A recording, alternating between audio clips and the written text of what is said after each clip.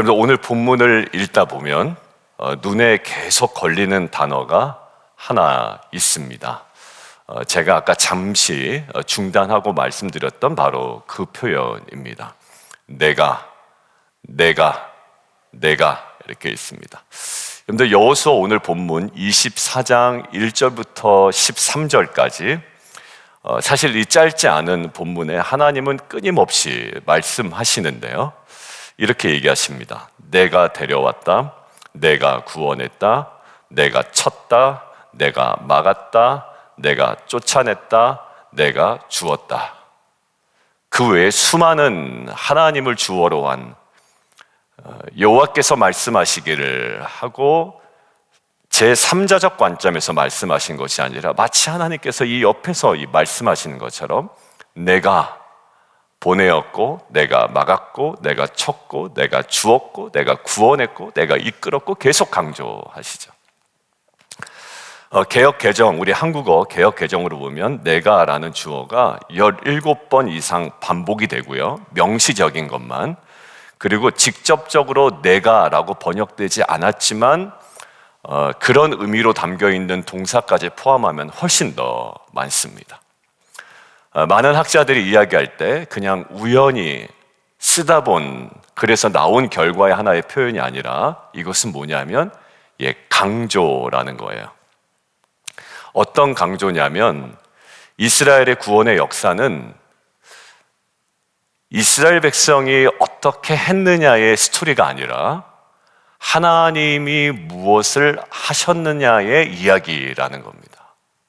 우리 교회로 이야기하면 조목사와 리더들과 우리 성도들이 무엇을 했느냐의 싸움이 아니라, 그리고 우리 성도들 또 우리 자녀들의 모습도 그렇죠. 우리 자녀들이 얼마나 열심히 했냐의 모습이 아니라 결국 어떤 이야기냐면 하나님께서 그 자녀들에게 또 우리 교회 공동체 안에 우리의 가정 안에 무엇을 하셨는가에 관한 이야기라는 거예요. 오늘 말씀은요, 이스라엘을 자랑하게 하려는 말씀이 아니라 하나님의 주권적인 일하심을 기억하게 하려는 말씀입니다. 그렇다면 질문은 이겁니다. 이스라엘 가운데 역사하신 하나님은 오늘 우리의 인생 가운데 어떤 일을 행하시는 하나님일까라는 궁금증을 가지고 오늘 본문을 묵상했으면 좋겠습니다. 이스라엘 백성 가운데 내가 행하셨던 하나님이라면, 그러면 우리 인생 가운데 오늘 본문의 근거에 우리는 무엇을 소망할 수 있는가라는 관점에서 오늘 말씀을 나누기를 원합니다. 그래서 가정에 또 문제가 있죠. 또 교회 공간을 구하는 공동체의 기도 제목이 있죠. 그리고 비즈니스의 진로와 갈림길이 있죠. 또 자녀들의 미래를 두고 기도하는 자리가 또 될 겁니다. 그리고 또 새로운 직장을 구하기 위하여 또 새로운 프로젝트를 위하여 기도하는 가정들도 있습니다. 그래서 오늘 본문에 나타난 하나님의 그 내가, 이 흔적들을 우리가 따라가며 우리의 삶 가운데도 동일하게 일하실 그 하나님을 붙들고 오늘 믿음으로 기도하는 오늘 새벽 아침 또 첫날이 되었으면 좋겠습니다.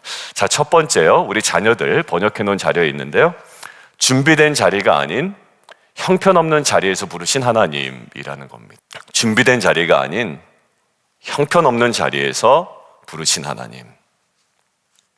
하나님이 이스라엘을 부르실 때 어떤 상태에서 부르셨는지 오늘 좀 정확하게 나타나죠. 뭐라고 나타나냐면 너희 조상들은 강 저쪽에서 다른 신들을 섬겼다라는 거예요. 이 말은요, 이런 겁니다. 야, 그래도 너희가 믿음은 조금 있었지만 아니에요. 완전히 엉뚱한 방향으로 살고 있었다라는 겁니다. 그런데 하나님 뭐라고 말씀하십니까? 그런데 내가 아브라함을 데리고 왔다라는 거예요. 아브라함이 결심해서 나온 거 아니죠. 신앙이 좋아서 선택받은 것도 아니죠. 하나님이 그냥 붙잡아서 이끌어내신 겁니다.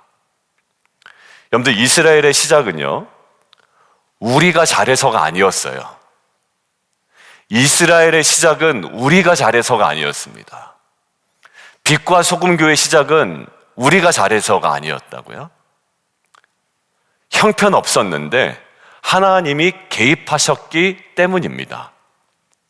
여러분들 성경 이야기 하나만 떠올려 보세요. 다윗인데요. 사무엘이 왕을 세우려고 왔을 때 형들이 쭉 서 있습니다. 키 크고 잘생기고 말끔하게 생겼어요. 그런데 하나님이 계속 말씀하시는 거예요. 아니다. 아예 아니다. 이 사람도 아니다. 라고 얘기하는 거예요. 근데 그때 누가 들어오냐면 막내가 들어옵니다. 그게 바로 다윗이었죠. 막내가 들어오는 것도 아니죠. 불렀죠. 누구 또 없냐고. 그래서요. 근데 그때 하나님이 말씀하시는 게 뭐라고 말씀하시냐면 바로 이 사람이라는 거예요. 여러분들 다윗이 그날 아침에 갑자기 오늘은 내가 왕이 될 것 같아 라고 그날 아침에 일어났을까요? 아니요, 그렇지 않았습니다. 다윗은요, 그날 그냥 자기 자리에서 양을 치고 있었던 사람이에요. 하지만 하나님 보고 계셨어요. 사람은요, 지금 현재의 그 상태의 모습을 보는데요, 하나님은 왜인지 모르겠는데 그냥 부르실 계획을 갖고 계십니다. 저와 여러분은 지금 형편없는 모습일 수 있어요. 근데 하나님은 그 모습과 상관없이 저와 여러분을 하나님의 목적에 따라 부르실 계획을 갖고 있다는 거예요. 저는 오늘 자녀들의 삶 가운데 이 말씀이 우리 자녀들의 약속의 말씀으로 선포되기를 원합니다. 여러분들 오늘 본문과 딱 맞아요. 아브라함도 그랬고요, 다윗도 그랬고요, 이스라엘도 그랬고요. 준비되어서 부름받은 자는 하나도 없어요. 형편없는 보이는 자리에, 형편없어 보이는 그 자리에서 하나님이 내가 데리고 왔다라고 말씀을 하시는 겁니다. 여러분들 우리는 자주 이렇게 말하죠. 제가 너무 부족합니다. 그리고 지금 상태로는 안 될 것 같습니다. 라는 거예요. 근데 오늘 본문은 이야기하는 거예요. 하나님은 어디서도 이랬다고요? 다른 신들을 섬기는 그 자리에서도 아브라함을 불러내신 분이라고요. 형편없는 자리, 제가 오늘 써놓은 표현은 말도 안 되는 자리에서도 하나님은 일하셨다라는 거예요. 내 부족함이 하나님의 온전한 출발점이 되는 오늘 이 아침이 되었으면 좋겠습니다. 하나님 어디서요? 형편없고 말도 안 되는 자리에서 내가 아브라함 불러냈다. 이 선언하시는 이 선언이 다양한 부족함 가운데 눌려있는 우리 자녀들과 성도들과 상황 가운데 하나님의 일하심을 소망 가운데 붙드는 생명의 말씀 되기를 주님의 이름으로 축원드립니다. 두 번째요. 하나님 어떤 하나님, 내가 강조하신 하나님인 저주를 막으시고요, 방향을 완전 바꾸신 하나님이에요. 자, 이제 9절 10절 한번 보세요. 아주 중요한 장면이 하나 나오는데 이스라엘이 모르는 사이에 큰 위기가 진행되는 사건입니다. 이스라엘이 알아요, 몰라요? 모르는 사이에 벌어진 거예요. 자, 발락이라는 왕이 발람이라는 선지자를 불러서 이스라엘을 저주하려고 듭니다. 근데 이스라엘 백성은 몰라요, 이 사건을. 그러니까 기도도 할 수도 없죠. 도움 요청도 할 수도 없죠. 왜? 몰라요. 이런 사건이 자기 공동체 이 뒤편에서 일어날 때 전혀 모르고 있습니다. 그러니까 위기인 줄조차 모르고 있는 거예요, 이스라엘 백성은. 근데 하나님이 말씀하십니다. 내가 그 말을 듣지 않았다라는 거예요. 오히려 내가 뭐 했다? 내가 오히려 복을 주었다라는 거예요. 이스라엘은 모르고 있지만 하나님은 이미 뭐하고 계셨다? 막고 계셨다라는 거예요. 여러분들 하나님의 보호는요, 우리가 느낄 때만 발생하지 않습니다. 어떤 큰 사건이 벌어져야 하나님께서 나를 보호하셨구나라고 생각이 들지만 오늘 보세요. 이스라엘 백성은 전혀 모르는 사이에 위기는 이미 발생했고 하나님은 막으셨고 오히려 그 상황을 완전히 방향을 바꿔서 이스라엘 백성에게 복이 되게 하셨다고요. 느끼는 건 뭐예요? 그냥 복만 느끼겠죠. 근데 우리가 모르는 사이 하나님은 위기를 다 막으셨고 이것들을 전환시켜서 우리에게 합당한 은혜가 되게 하셨다고요. 이게 오늘 내가라고 강조한 하나님의 역사입니다. 여러분들 어떤 스토리가 있을까 생각해 봤는데 에스더 이야기가 나옵니다.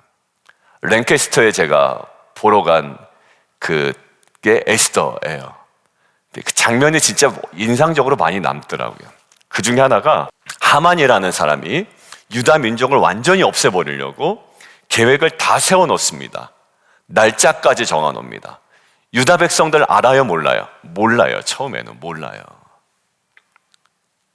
지금으로 말하면 이겁니다. 뒤에서 이미 서로 다 준비되어 있고 계획되어 있고 마지막 결정만 남아있는데 당사자들은 아무것도 모르는 상황입니다. 그러니까 기도 제목도 못 내는 거예요. 대응도 못합니다. 아무것도 할 수 없는 겁니다. 그런데 그때 바로 성경은요, 아주 이상한 장면 하나를 보여줍니다. 여러분들 기억나세요? 성경에 에스더 읽다 보면 하나님이란 단어는 나오지 않는데 거기에 굉장히 의미심장한 표현들이 중간중간에 나옵니다. 저는 그 중에 하나가 저는 이 표현이라고 생각이 들어요. 그날 밤에 왕이 잠이 왔어요? 오지 않았어요? 오지 않았다라는 거. 이상하게 잠이 안 와요. 여러분들 여러분들 그럴 때 있죠. 잠이 이상하게 안 와. 이상하게 또 새벽에 일찍 깨. 하나님의 일하심입니다. 여러분들 그때는요, 나오세요. 이제 센터빌로 가면 그렇다고 이 문을 일찍 열어놓을 수도 없구나. 여러분들 이상하게 일찍 깰 때도 있고 잠이 안 올 때가 있어요.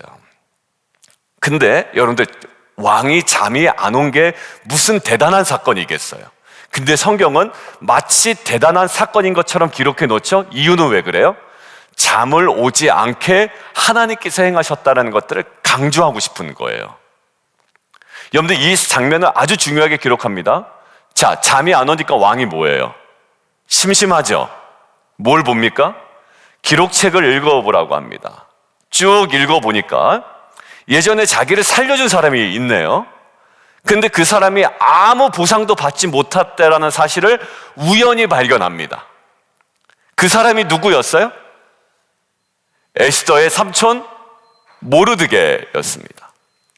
여러분들 그날 밤을 기점으로 해서 상황이 완전히 뒤집힙니다. 여러분 어떤 사건 때문에요? 왕이 잠이 안 오는 그 사건 때문에 기록책을 뒤져보다가 그 사실을 알게 되었고요. 그것 때문에 이스라엘 백성에게, 유다 백성들에게 완전히 위기였던 상황, 그들에게 위기가 닥친 줄도 모르고 있었던 상황, 하나님께 간구할 수조차 없었던 그 상황이요, 그 사건 이후로 완전히 변화되게 되는 거예요. 어떻게 돼요? 죽이려고 준비했던 하만이 오히려 심판을 받게 되고요, 없어질 뻔했던 이스라엘 민족은요 오히려 살아나게 됩니다. 여러분들 이게 우연일까요?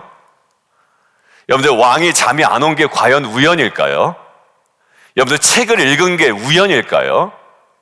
그 페이지가 펼쳐진 게 우연일까요? 성경은 그렇게 얘기하지 않습니다.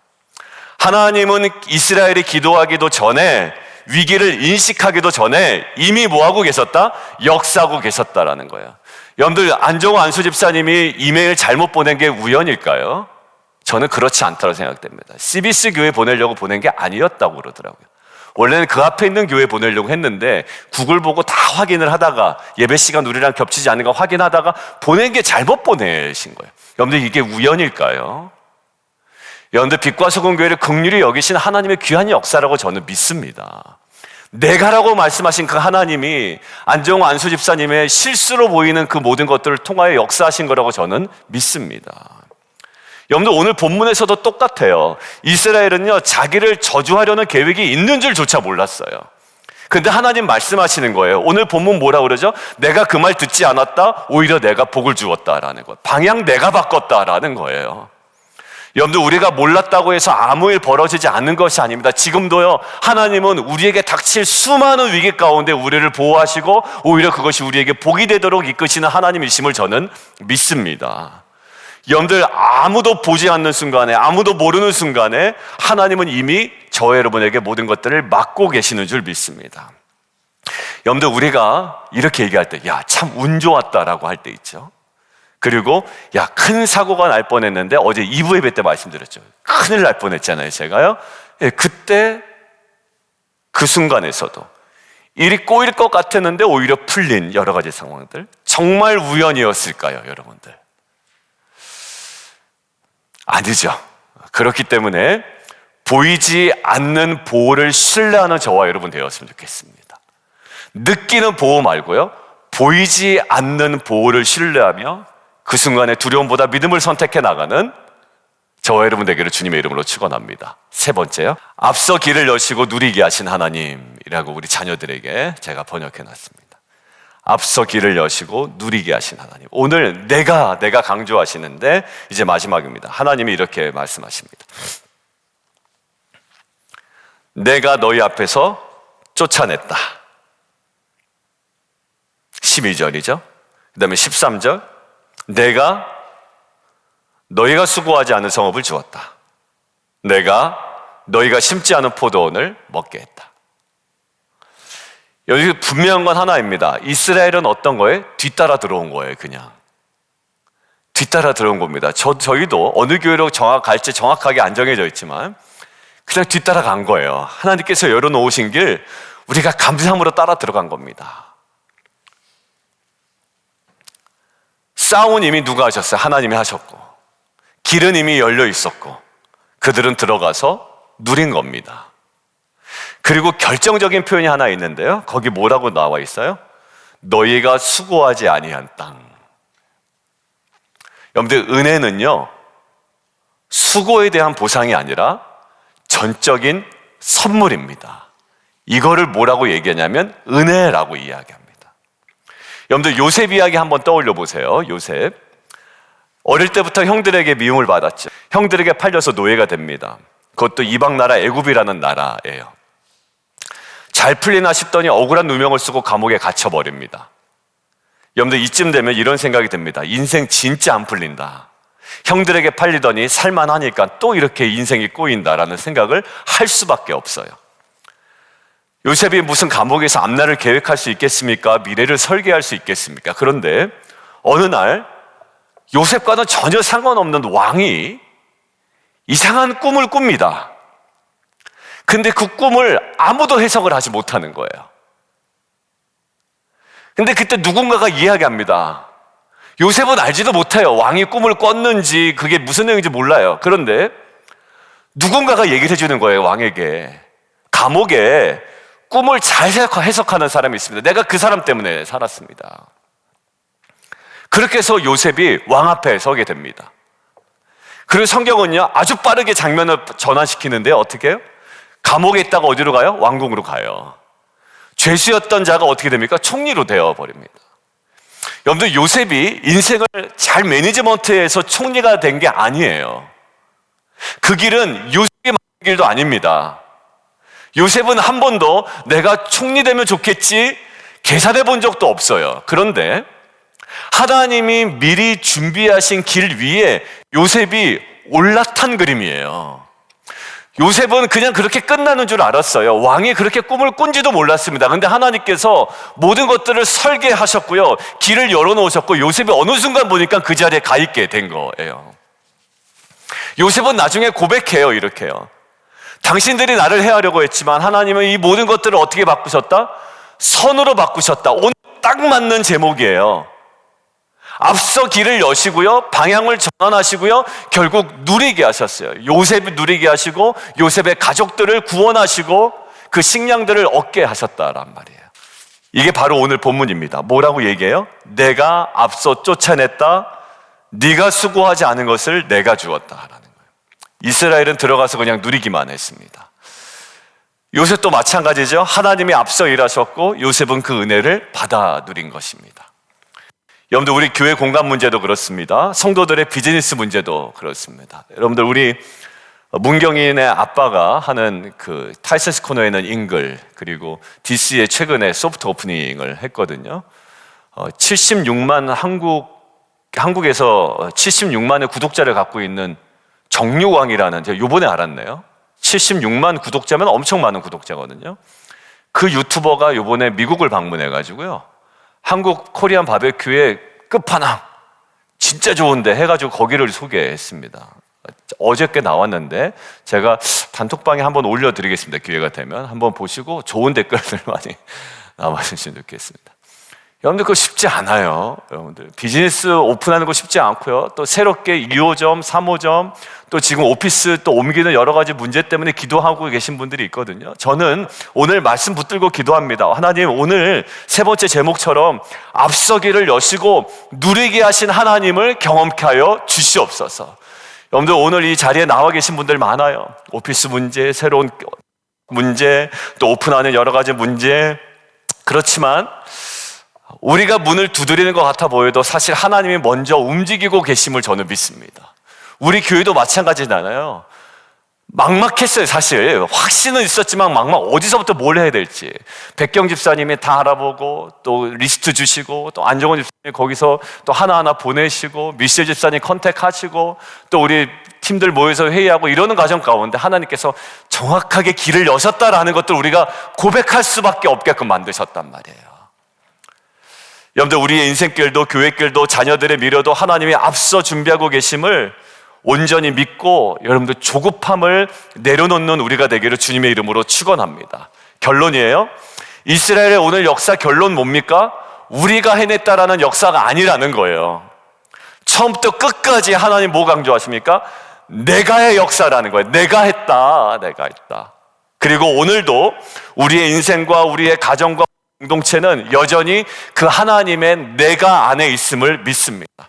이 하나님을 붙들고 하나님을 신뢰하며 오늘도 믿음으로 기도하는 우리 모두가 되기를, 또 자녀들이 되기를, 형편없는 자리에서도 부르셨던 하나님이 우리 자녀들의 인생 가운데 깊이 개입하셔서 놀라운 일을 시작하시기를 주님의 이름으로 축원합니다. 함께 기도하겠습니다.